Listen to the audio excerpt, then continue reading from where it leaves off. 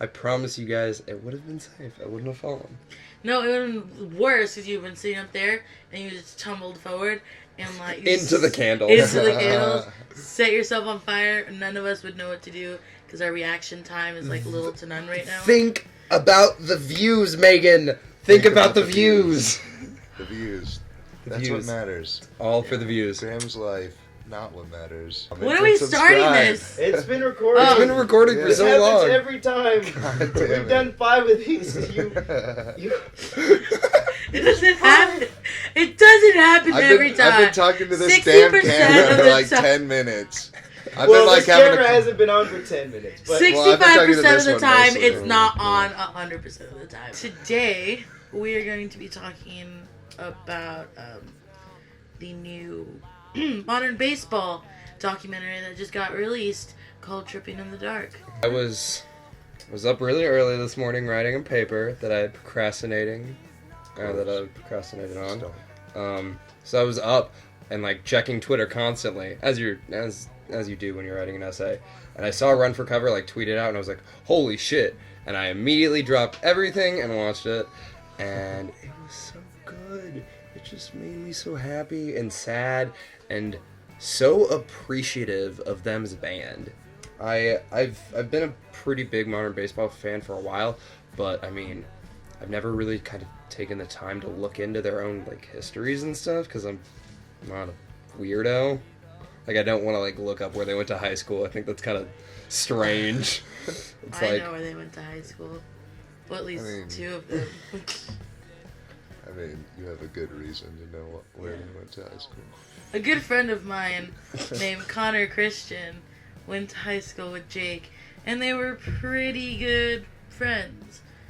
And that's how I know about Brunswick High School. No other reason why I would know about Maryland. see, like that makes sense for you, but like for me, I don't want to have to look it up. So this documentary was like super informative. I loved it. Like, that beginning part, it's split up into 4 different chapters, just talking about varying points of the band. And the very first part, when they're just talking about getting started, it just basically really, really, really made me want to move to Philly. Oh yeah. Or at least somewhere up there. Yeah. I really, like, I don't know. I'm about the same age as, like, most of the guys in the band.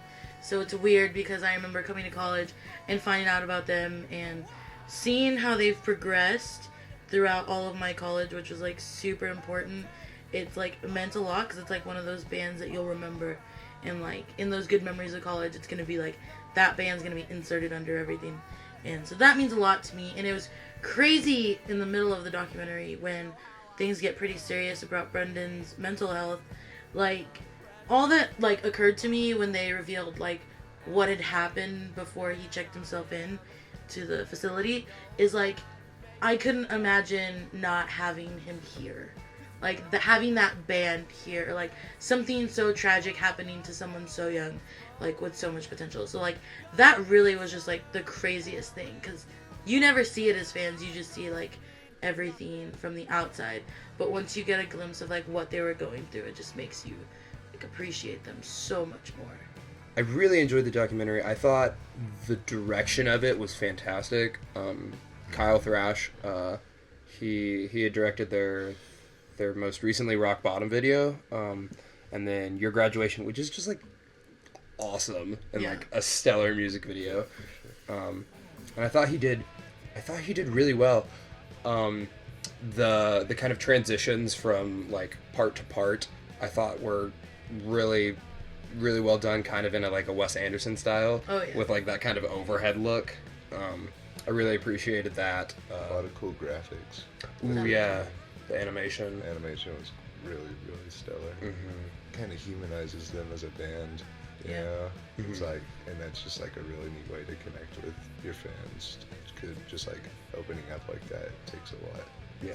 And I think they did it like A+, very well. We have the Pine Grove interview that you will have seen by this time this video comes out. I, over South by, as you saw, met those guys. They're actually the nicest people ever.